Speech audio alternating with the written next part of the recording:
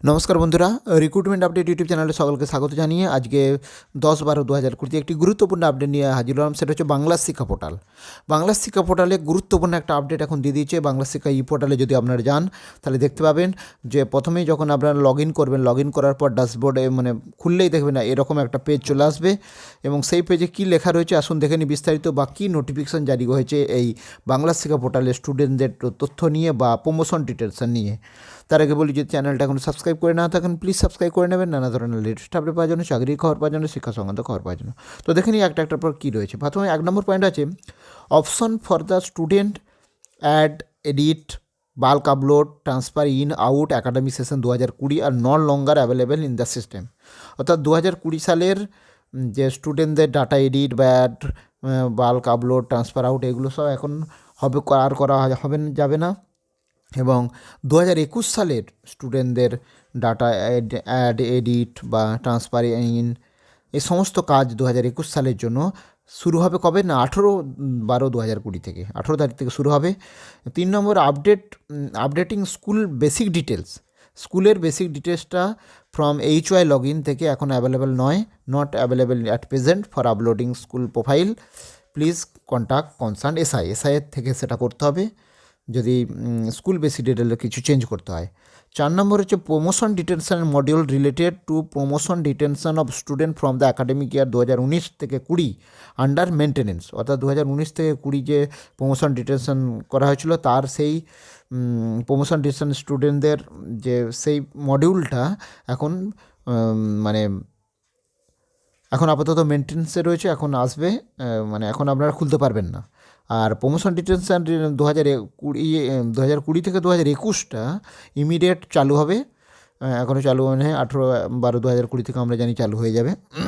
তো অর্থাৎ 20 সালে যারা যে ক্লাসগুলো পড়ছে তাদেরকে প্রমোশন ডিটেনশন করার জন্য সেই মডিউল কিন্তু ইমিডিয়েট ইমপ্লিমেন্টেড হবে।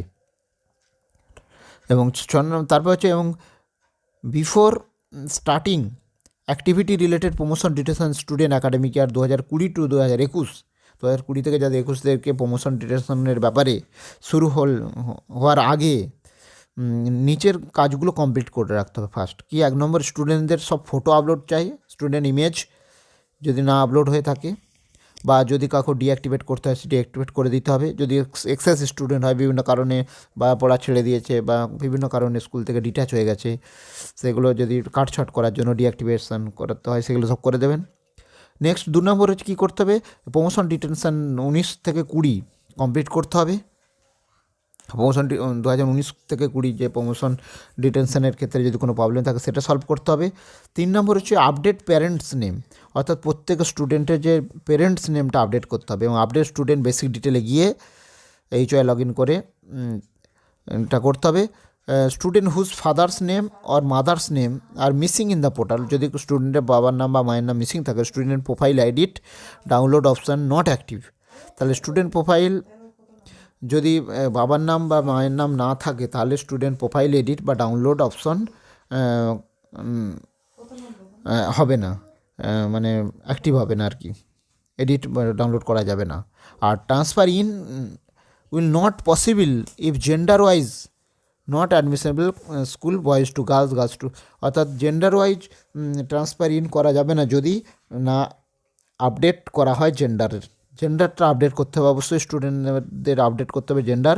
টিসি দেওয়ার যাদেরকে টিসি দিচ্ছেন, ধরুন এক স্কুল থেকে আপনার স্কুল থেকে অন্য স্কুলে যাচ্ছে, সেক্ষেত্রে বয়েজ গার্লস সমস্যা হলে ওইটা ঠিকঠাক করতে হবে এবং আপডেট স্টুডেন্ট বেসিক ডিটেলসে গিয়ে।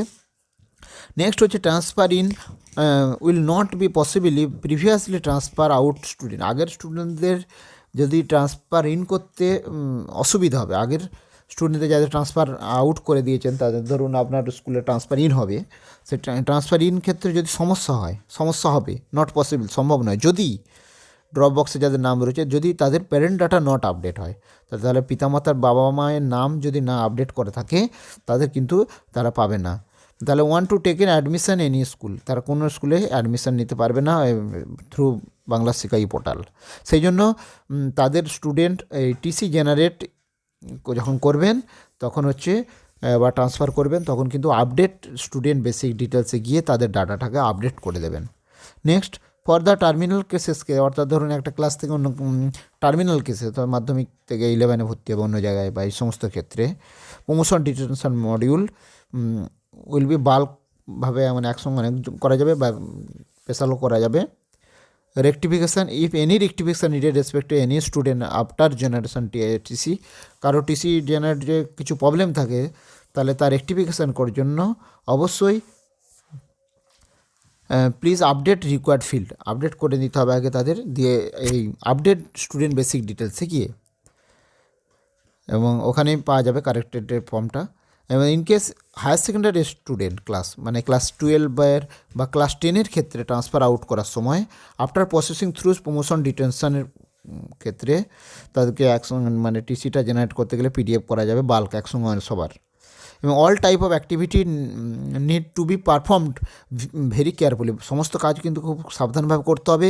আফটার ফাইনালাইজেশন অফ ডাটা, মানে তারপর ডাটা ফাইনালাইজ করার পর কিন্তু সেটা কোনোভাবেই মানে আগের চেঞ্জ করা যাবে না অবশ্যই, এবং কোনো ভুল তথ্য থাকলে অবশ্যই তার জন্য HY হচ্ছে রেসপন্সিবল থাকবে, দায়বদ্ধ থাকবে। তাহলে দেখতে পাচ্ছেন বাংলা শিক্ষা পোর্টালের বিভিন্ন দিকে কিভাবে ভালো করে বাংলা শিক্ষা পোর্টালকে নিখুঁত করতে হবে সেই সম্পর্কে, বা এবারে প্রমোশন ডিটেনশন কীভাবে করতে হবে, বিভিন্ন তথ্য এটা নোটিফিকেশান আকারে এসেছে, সো সেটা শেয়ার করলাম।